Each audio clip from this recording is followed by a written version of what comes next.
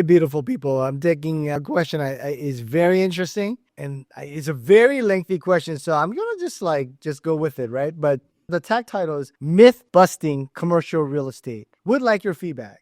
So I think this individual, he or she, is really talking about just all the stuff that a lot of people talk about real estate that's positive, but in actuality or in application, it's really not, right? So as an example, it's like, oh, real estate always goes up. So you should buy it and keep it forever for 50, 100 years and pass it down to the kids and the grandkids, right? So yes and no. If the person who, I'm just going to use this as an example, a grandfather who had a business and he built real estate and he did the real estate work, construction, he knew the management, and over 20, 30 years, he built a lot of experience. So he accumulated a lot of assets. And now when he's passing, by putting into a trust or a corporation that outlives him, I guess the new members are going to be his kids. But if their kids are dentists and lawyers and accountants and they have a profession, they're not going to be able to manage that.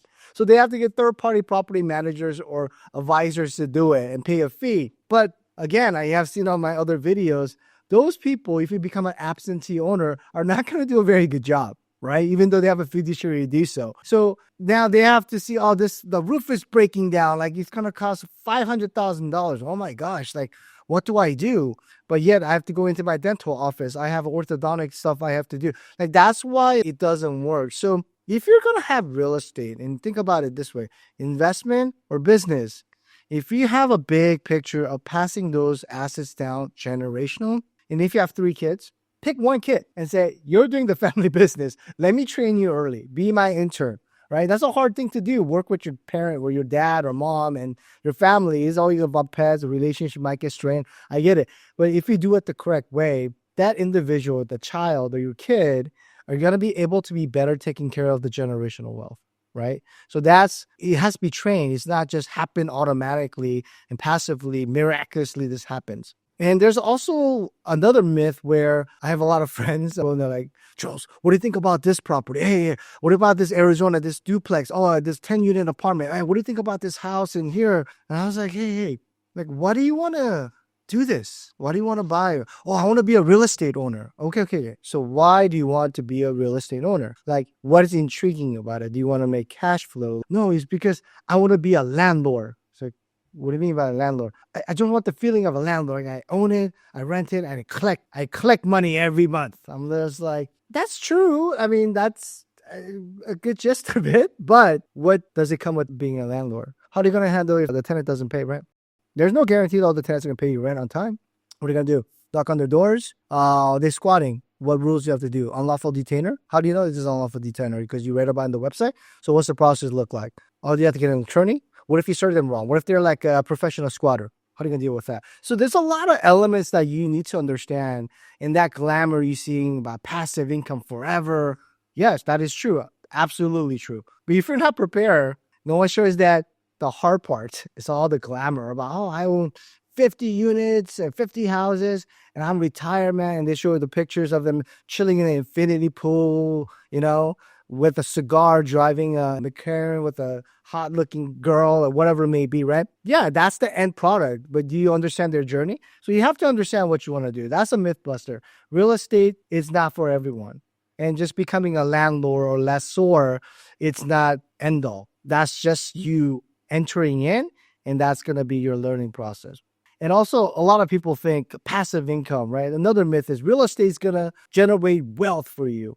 Yes, if you do it properly, right? Because if you really think about returns, like the viewers watching here, what is a typical return on a real estate investment? If you hold it for 5 years, 10 years, 15 years, what is it? Is it 100%? Is it 400%? Is it 5%? Do you guys even know? So you have to study that and see what's for you, because real estate is one subsector of an asset or investment. There's stock market, there's crypto, there's bonds, right? There's gold, there's collectible baseball cards, that's $1 million.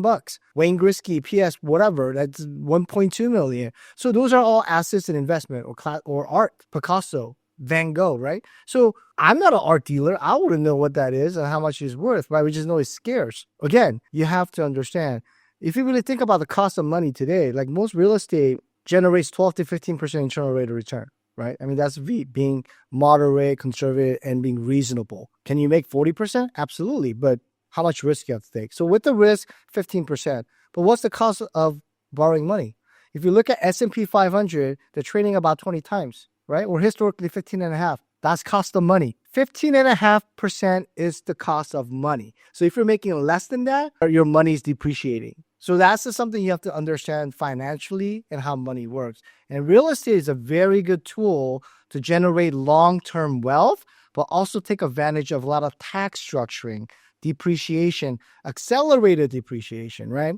Because if you buy a property that's $1 million, if you buy $1 million of XYZ stock, if the stock gives you a dividend and it pays out 10%, so it gives you $100,000, Uncle Sam's going to say, hey, you made a dividend of $100,000. We have to pay taxes on that as an ordinary income. It's short term. Now, same situation. Maybe you have $1 million property that gives you $100,000 of operating cash flow dividend. But now the tax time comes, there's accelerated depreciation. Oh, the equipment, the improvements, the roof, the HVAC, then the carpet. I'm going to accelerate that, depreciate that by 50%. So now you have a negative $500,000. So now guess what? You made $100,000, but you get a negative $400,000 on your K1, and you submit to the government that you lost. Well, you didn't make money because you minus $400,000, and you get your refund back, and there's no tax obligation. That's another tool to generate more wealth. The cash flow might be less than the stock market, right? But there's other added bonuses to having real property. So you have to understand all those before you get into real estate. The things like, if you just buy real estate, you go up forever. I mean, that is a myth. It's how well you take care of it, how well you know your craft. And just because you give it to your grandkids may not want that piece of crap after 100 years because there's no value outside of the land. So that if you're going to do that, I would look at a land that you have and ground lease it to an operator, someone that wants to build a 15-story apartment building or an office building, ground lease it at a low rent and for 50 years. And guess what? That building owner, regardless if he sells it 2 times, are bound by that ground lease, and whoever owns that property will need to pay you rent for 50 years. And some ground leases for 99 years. I don't know. I don't expect to live 99 years, but if I do, that's great. But if I don't, that goes to my kids, my trust, and they get that money while being a dentist, lawyer, or accountant. There you go. So it's very passive. So think about what you know about real estate and study it, because there's a lot of myth that comes with real estate ownership. Hopefully this information was helpful. Please follow, like. Thank you very much.